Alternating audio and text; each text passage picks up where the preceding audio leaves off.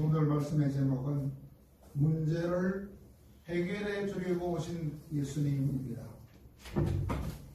여러분, 하나님은 우리에게 골치 아픈 문제를 주려고 오신 분이 아니고, 혹시나 골치 아픈 문제가 있으면 그 문제 속에서 귀한 선물을 주시려고 오셨어요. 그래서 하나님이 우리에게 귀한 선물을 주실 때는 그냥 공짜로 주지 않습니다. 그냥 공짜로 선물을 주지 않고 항상 문제 속에다가 선물을 담아서 우리에게 선물을 주신다는 것입니다. 그리고 또 하나는 선물이 크면 클수록 문제도 또 더 크다는 사실을 우리는 기억해야 됩니다. 이야, 내한테 큰 문제가 생겼네? 그러면 그 속에 더 큰 선물을 주시려고 하시는구나. 그것을 알면 문제가 와도 겁낼 것이 없습니다. 그러므로 문제를 겁내면 안 됩니다. 오히려 문제 속에 담아져 있는 더 큰 선물을 기대하면서 문제가 왔을 때 오히려 문제를 기뻐할 수 있는 마음을 가져야 그 사람이 믿음이 있는 사람이다, 그런 말입니다. 그래서 작가인 앙드레 코르치라는 분은 문제에 관해서 이렇게 말씀했습니다. 나에게 만약에 문제가 없었더라면 나는 하나님을 알지 못했을 것이다. 만약에 나에게 문제가 없었더라면 나는 하나님이 내 문제를 해결해 주신다는 사실을 알지 못했을 것이다. 또한 하나님을 믿는 믿음이 도대체 무엇인지도 나는 알지 못했을 것이다. 그 말이 무슨 말입니까? 문제를 통하여 하나님이 내 문제를 해결해 주신다는 것을 알게 되었고, 이 문제를 통하여 믿음이 무엇인지를 알게 되었다 라는 말씀입니다. 여러분, 우리들도 인생을 살아가다가 보면 전혀 예상하지 못했던 큰 문제를 만날 수 있습니다. 그런 때는 우리는 전부 다 왜 나에게 이런 큰 문제가 생겼을까? 라고 전부 다 깜짝 놀라서 말하게 됩니다. 그리고 특별히 우리의 능력으로는 전혀 해결할 수 없는 그런 어려운 문제 앞에 설 때야 비로소 우리는 하나님을 의지하는 법을 배우게 됩니다. 내 힘으로는 도저히 풀 수가 없어. 하나님만 내 문제를 풀 수 있어 하면서 그때야 하나님을 찾고 하나님을 의지하게 되는 법을 배우게 되는 것입니다. 그럼에도 불구하고 나는 전혀 문제가 없다 이렇게 말하는 사람이 있어요. 그런 사람은 정신병자입니다. 정신병자는 난 문제 없어 이렇게 항상 정신병자는 하하고 꼬사. 이 사람은 정신병자입니다. 또한 문제가 올 때마다 문제를 피하는 사람이 있어요. 문제를 피해 비는 사람이 있어요. 그런 사람은 노이로제 환자입니다. 노이로제 환자예요. 그런데 문제가 발생했을 때 문제를 수용하는 사람은 정상적인 사람이에요. 내한테 문제가 생겼구나. 문제를 받아들이는 사람은 정상적인 사람이고, 그리고 내 삶과 내 자신이 문제다. 나의 삶과 내 자신이 문제다라고 생각하는 사람은 보다 더 성숙한 사람들입니다. 그런데 모든 문제를 다 하나님을 믿고 맡길 수 있는 사람이 최고로 훌륭한 사람이에요. 감당할 수 없는 힘든 문제를 하나님을 믿고 맡길 수 있는 사람, 그런 사람이 가장 훌륭한 사람인데, 그런 사람을 뭐라고 하는 줄 아십니까? 바로 믿는 사람이라 합니다. 믿는 사람은 문제가 와도 겁을 안 해. 하나님 계시니까. 그런 사람이 가장 훌륭한 사람이라고 할 수 있습니다. 그러므로 우리는 알아야 합니다. 문제 없이 세상을 살아갈 수 있는 사람은 한 사람도 없다는 사실을 알아야 됩니다. 모든 사람이 다 큰 문제가 있습니다. 그거를 먼저 알아야 됩니다. 또 하나는 모든 문제, 우리의 모든 문제를 다 해결해 주시려고 하늘에서 내려온 분이 계신다. 그분이 바로 우리의 예수님이다 라는 사실을 알고 힘든 문제가 있을 때마다 그 예수님께, 우리 문제를 해결해 주러 오신 예수님께 다 맡길 수 있는 그런 진정한 믿음의 삶을 살 수 있는 우리 모두가 되기를 바랍니다. 여러분, 미국에서 발간되는 잡지 중에 제일 많은 부수가 발행되는 잡지가 뭔지 압니까? 1600만 부예요. 1600만 부. 제일 많이 팔리는 잡지가 뭐냐? 가이드 포스입니다. 그 가이드 포스를 발간한 사람이 있습니다. 그리고 그 사람은 20세기 미국에서 가장 큰 영향력을 발휘한 목회자였습니다. 그 정도면 굉장한 목회자지요. 그분은 절망에 빠진 사람들에게 성공적인 삶을 제시했던 분이라요. 절망에 빠진 모든 자에게 성공하는 방법을 알려준 분이라요. 그분 이름은 노먼 빈센트 필 박사님입니다. 그런데 그분은 어릴 때에 너무 가난했어요. 뭐 했느냐? 신문 배달을 하면서, 그리고 상점에 점원을 하면서 성장했습니다. 그래서 마음속에 항상 크다란 열등감이 있었어요. 열등감. 나는 가난하다. 나는 신문팔이다. 나는 상점의 점원이다. 라는 열등감에 시달렸습니다. 그러나 긍정적인 사고를 하면서 자신을 발전시키겠다고 했어요. 아니다. 나는 더 잘 될 수 있다. 그래서 어떤 책을 쓰느냐? 긍정적인 사고라는 아주 위대한 책을 썼습니다. 긍정적인 사고. 그래서 긍정적인 사고의 창시자로 유명하며 특별히 만인의 성직자다라고까지 이름이 나 있습니다. 그 훌륭한 노먼 빈센트 필 박사가 문제에 관해서 뭐라고 말했느냐 하면 아주 중요한 말을 했어요. 문제가 뭐냐? 문제는 우리 영혼을 강하게 만드는 시험지와 같다 그랬어요. 우리 영혼을 강하게 만드는 시험지와 같다. 만약에 시험이 없으면 준비도 없고 발전도 없고 승리도 없다.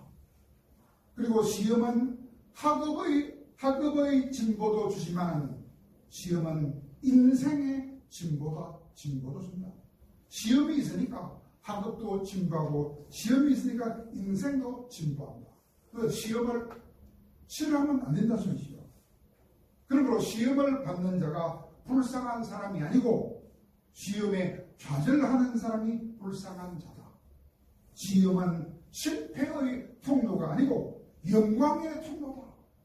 그리고 문제는 절망의 셈이 아니라 희망의 셈이다 라고 하면서 문제는 희망을 주는 것이다 라고 말합니다.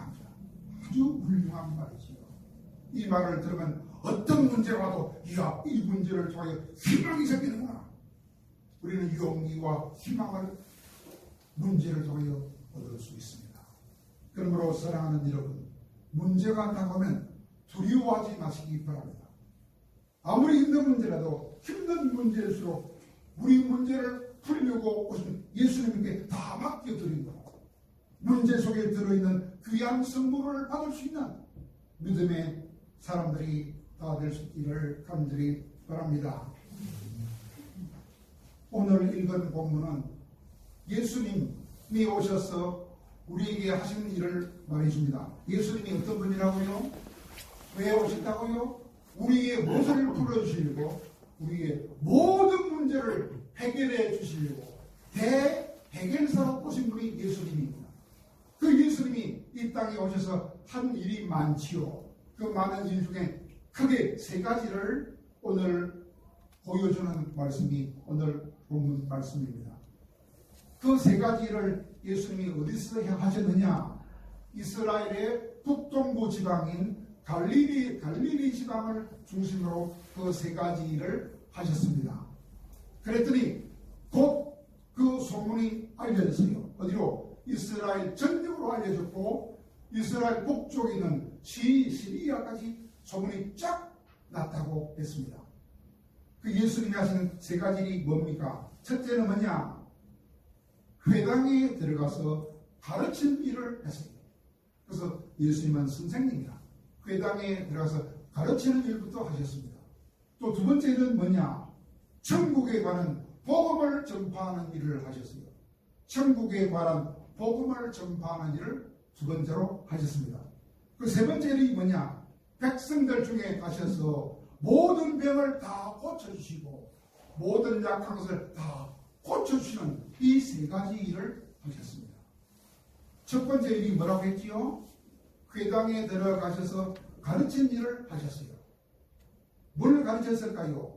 여러 가지를 가르쳤습니다. 그 중에 가장 대표적인 것을 말하면 마태복음 13장에 나와 있는 13가지 천국의 비유가 가장 중요한 것에 속합니다. 그 다음에 중요한 것은 마태복음 5장에서부터 7장까지 석 장에 걸쳐서 말씀해 주신 산상보훈이 그 다음으로 중요한 말씀이라 할 수 있습니다. 또 그 다음에 또 있어요. 예수님은 들에서도 가르쳐 주셨고 산에 올라가셔도 가르쳐 주셨고 또 성전에서도 가르쳐 주셨습니다. 그 많은 가르침 중에 오늘은 제가 두 가지만 예를 들어보겠습니다. 먼저 마음을 잘 관리해야 된다. 그 두 가지. 옛날 구약에서는 간음하지 말아라 그랬거든요. 간음하면 돌로 쳐 죽인다 그랬어요. 간음은 행동이죠. 행동으로 간음하면 돌에 맞아 죽어요. 그런데 예수님은 다르게 말씀했습니다. 행동을 하는 간음뿐만 아니라 마음속으로 다른 여자를 보고 음욕을 품으면 벌써 간음한 것과 같다. 마음의 죄도 엄청 크다 이 말입니다. 그리고 그 마음의 간음죄도 피해야 한다. 어떻게 피하느냐? 젊은 여자를 보고 마음속에 음욕이 일어나면 절대로 안 된다. 젊은 여자를 대할 때 일체 깨끗한 마음으로 대해야 되는데 어떻게 대하느냐? 젊은 여자를 볼 때 내 자매를 대하듯이 대하라. 그럼 음욕이 사라진다 그랬습니다. 또 늙은 여자를 볼 때는 어쩌느냐? 늙은 여자도 예쁜 여자를 보면 음욕이 나타나요. 근데 늙은 여자를 볼 때는 어머니를 대하듯이 대하라. 어머니를 대하듯이. 그러면 음욕도 사라진다고 했어요. 두 번째로는 형제를 보고 미워하는 마음이 있어요. 여러분, 살인하면 어찌 됩니까? 살인하면 또 돌로 맞아 죽는다고 율법에 나와 있어요. 그런데 마음속으로도 살인죄를 지을 수 있다고 했어요. 그게 뭐냐? 마음속으로 형제를 미워하는 마음이 생기면 그 미워하는 마음이 벌써 살인죄를 짓는 것과 같다 그랬어요. 그래서 그것도 피해야 된다. 어떻게 피하느냐? 예수님께서 내 같은 나쁜 죄인을 위하여 목숨도 보내주셨어요. 그 예수님의 사랑을 항상 생각하면서 형제들이 나쁜 일을 해도 형제를 미워하지 말고 오히려 나쁜 일을 하는 그 형제를 위하여 내 목숨도 버려주겠다 라는 마음을 먹으면 그 형제를 미워하는 마음이 사라진다고 했습니다. 이렇게 마음에서 출발하는 죄도 다 해결해 주시려고 우리 예수님이 오셨다는 것이 첫 번째 가르침입니다. 자, 두 번째, 예수님은 뭐 하셨다고 그랬지요? 천국 복음을 전파하셨다고 그랬어요. 여러분, 천국 복음의 핵심이 뭡니까? 건세권에서는 예수님이 하셨던 첫 번째 말씀 중에 뭐라고 했습니까? 이 땅에서 첫 번째 하신 말씀이 회개하라.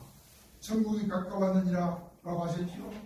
그 속에 다 들어있지만은 좀 더 자세하게 말하면 그것은 누가복음 4장 18절 19절입니다. 누가복음 4장 18절 19절에 복음의 핵심이 자세하게 네 가지로 나와 있습니다.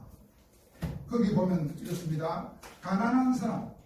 가난한 사람은 물질적으로 가난한 사람을 말하는 게 아닙니다. 영적으로 가난한 사람. 그게 뭐냐? 영적으로 심령이 가난한 사람이에요. 심령이 가난하다 하는 말은 무슨 말입니까? 예수님이 없으면 나는 살 수가 없어요. 그런 마음을 가진 사람을 심령이 가난한 자라 그래요. 그런 자들에게 하나님께서 복음이 전해지겠습니다. 여러분, 복음은 아무리 말해도 안 들어요. 사람이 안 들어. 누가 들어요? 예수님 없으면 나는 못 삽니다. 이런 심령이 가난한 자라야 복음이 귀에 들려요. 그런 자들에게 복음을 네 가지로 전했어요. 첫째가 뭐냐? 죄 때문에, 죄를 지었기 때문에 마귀의 포로가 되어서 죽음으로 끌려가던 자들에게 내가 자유를 주겠다. 이 첫째 복음입니다. 두 번째는 눈먼 자들에게 다시 보게 해주겠다. 여러분, 눈이 멀면 볼 수 없잖아요. 육체의 눈이 멀면 안 보여요. 영의 눈이 멀면 예수님이 또 안 보여요. 이렇게 영육 간에 눈이 먼 자들에게 내가 예수님을 볼 수 있는, 세상을 볼 수 있는 눈을 다시 열어주겠다. 그게 복음이에요. 두 번째입니다. 세 번째로는 죄의 세력에 눌려가지고, 죄의 세력에 눌려서 근심하고 걱정하고 공포에 사로잡힌 자들에게 내가 자유를 주겠다. 그것이 세 번째 복음입니다. 그리고 마지막 복음은 무엇입니까? 너무 가난해서 자기 땅을 팔아먹고 자기 땅을 다 팔아먹은 자들에게 다시 땅을 되찾게 해주겠다 하시는 것과, 또 너무 가난해서 다른 사람한테 종으로 팔려서 종로로 타는 자들에게 다시 주인이 되는 그런 자유를 얻게 해주겠다. 이것이 복음입니다. 그 복음을 누가복음 4장 18절과 19절을 통해서 말씀해 주셨습니다. 그리하여 죄와 마귀한테 속은 길가로서 왔던 헌신 걱정과 죽음의 문제도 해결해 주려고 예수님이 오셨다고 하는 것입니다. 또 마지막으로 뭐라고 했습니까? 예수님은 백성들 중에 들어가서 뭐를 고쳐주셨다고요? 모든 병을 다 고쳐주셨어요. 뿐만 아니라 모든 약한 것도 다 고쳐주셨어요. 이렇게 모든 병을 고쳐주셨을 뿐만 아니라 백성들의 모든 약한 것도 다 고쳐주셨다고 하니, 이스라엘의 수많은 사람들과 수리아의 수많은 사람들도 그 예수님 앞에 나와서 모든 문제를 해결받고 오 할렐루야 예수님이라고 소리쳤다, 그 말입니다. 그러므로 우리들도 우리의 모든 문제를 해결해 주려고 오신 그 예수님 앞으로 나아가야 우리의 큰 문제가 다 해결받을 수 있습니다. 그러므로 문제가 있을 때마다 우리의 모든 힘든 문제를 다 해결해 주려고 오신 대해결사 되신 예수님 앞으로 나아갈 수 있는 그런 믿음의 자녀들이 다 될 수 있기를 간절히 바랍니다. 그렇다면 우리가 살고 있는 지금 이 시대는 얼마나 많은 문제가 있는 시대일까요? 그것을 답무어헤드라는 이름을 가진 목사님이 우리 시대의 역설이라는 글에서 현대인의 삶을 이렇게 묘사했습니다. 현대인들이 얼마나 복잡하게 사는지, 얼마나 큰 문제 구덩이 속에 사는지 이렇게 알려주었습니다. 좀 깁니다. 14가지로 말해주셨어요. 첫째 뭐냐? 집은 옛날보다 더 컸지만, 그러나 가족은 더 작아졌다. 맞지요? 집은 우리 촌에 살 때 조그만한 초가집이었습니다. 지금은 수십 평 집을 사가지고 있었잖아요. 그 집은 다 옛날보다 훨씬 더 커졌어요. 그러나 그 속에 사는 가족은 작아졌어. 옛날 우리 집에는 10명의 가족이 있었는데 지금은 3명밖에 없어요. 집은 옛날보다 더 큰 집에 살지만 가족은 훨씬 줄어들었어. 맞지 않습니까? 또 지식은 많아졌어요. 뭐 학사, 전부 다 대학 나와가지고 학사, 석사, 박사, 지식은 많아진 것 같지만 그러나 판단력은 더 모자라였어. 어찌해야 될지 몰라. 헛된 지식만 가지고 있었습니다. 전문가는 더 늘어났지만 그러나 문제는 더 많았어. 전문가는 수두로 빽빽해. 그러나 문제는 더 많아졌어. 오늘날 시대가 약은 더 많아졌어요. 그러나 건강은 더 나빠졌어요. 약국에 가보세요. 약이 얼마나 많은지. 그러나 건강은 더 나빠져가지고 다 끙끙 앓고 살고 있어. 너무 과속을 합니다. 차마다 쌩쌩 달려요. 천천히 안 걸어가요. 쌩쌩 너무 과속을 합니다. 그리고 너무나 심하게 화를 냅니다. 뺑뺑 나 누르면 지나가는 운전자가 신경질을 빡 내고 화를 내요. 너무 늦게 자니까 무슨 일이 많이 너무 늦게 자. 새벽에 너무 피곤해. 일어나고 못해. 너무 적게 독서를 하고 책은 안 읽어. 너무나도 텔레비전은 너무 많이 봐. 그러나 기도는 너무나 적게 해. 새벽 기도하는 사람이 별로 없어. 기도는 너무 적어. 이것이 오늘날 가진 것은 몇 배나 되었지만 그러나 가치는 점점 더 줄어가고 있어. 가진 것은 많이 갖고 있어. 무슨 먹을 그리 많아. 가치는 점점 떨어져 가고 있어. 말은 많이 해요. 말은 억수로 많이 해요. 그러나 정오를 쉽게 표현합니다. 중요한 말을 얼마나 많이 해요. 나쁜 말을 더 많이 해요. 생활비 잘 버는 방법은 배웠어요. 그러나 어떻게 바로 사는지는 배우지 못해요. 생활비 버는 법은 잘 아는데 어떻게 바로 사는지는 배우지 못하고 있어요. 수명은 늘었지만 시간 속에 생기를 불어넣지는 못하고 있어요. 수명은 늘어가지고 100살도 살지만 생기발랄하게 사는 사람이 별로 없다sob니다. 달까지 왕복은 하고 있지만 그러나 길 건너에 새로 이사 온 사람을 방문하는 일에는 인색해졌습니다. 이런 아파트 사는데 옆에 누가 사는지 인사도 안 해. 이게 어디 사람 사는 것입니까? 짐승보다 못한 수준으로 떨어지고 있습니다. 외계는 달나라는 별나라는 정복했는지 모르지만 그러나 모두 다 마음속에 편견은 잃어버리는 시대를 합니다. 공기는 정화시킬 수 있지만 그러나 영혼은 더욱더 오염되고 말합니다. 차 안에 공기 깨끗하게 하고 차 안에 청정기 달고 다니면서 공기는 정화하고 있지만 영혼은 날마다 더 더러워져 가고 있다. 이런 시대가 오늘날 시대입니다. 문제투성이 시대라는 말입니다. 오늘날 사람은 다 문제투성이며 시대가 문제투성이라는 것입니다. 그렇다면 이런 시대에 어떻게 하면 우리 문제를 바르게 해결할 수 있겠습니까? 하나님께 맡기는 지혜가 필요. 하나님께 맡기는 믿음이 필요합니다. 영국의 어떤 직물 공장에는 한 가지 불문율이 정해져 있다고 합니다. 반드시 지켜야 할 불문율이 영국의 직물 공장에 있다 그래요. 그게 뭐냐? 실이 얽히면 무조건 공장장한테 보고를 하라. 직물 공장이 뭔지 알죠? 실을 가지고 뱉자는 공장이다. 거기에 실이 엉키는 수가 있어요. 실이 엉키면 무조건 뭐부터 하라? 공장장한테 보고부터 하라. 그게 불문율이라.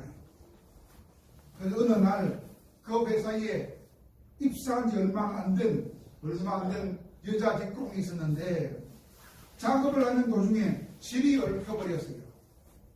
그것을 대수롭게 여기지 않고 자기 힘으로 얽힌 실을 풀려고 애를 쓰다가 더 얽혀버렸어요. 결국 걷잡을 수 없게 되자 그때야 그 여자 직공이 공장장한테 공장장님 실이 얽혔어요라고 보고를 했더니 공장장이 책망하면서 하는 말이 뭐라고 하느냐? 이런 상황이 되면 당신이 할 수 있는 최선의 길은 바로 나 공장장한테 보험도 하는 것이야 라고 말했다고 했습니다.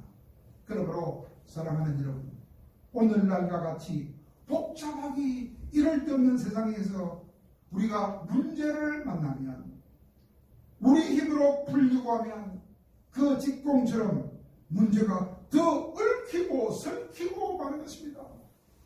그러므로 우리의 얽히고 설킨 문제를 풀어주려고 오신 대해결사 되시는 예수님께 내가 풀 수 없는 문제를 기도로 맡기면 그 예수님이 기도 응답을 통하여 우리에게 해결해 주시는 것입니다.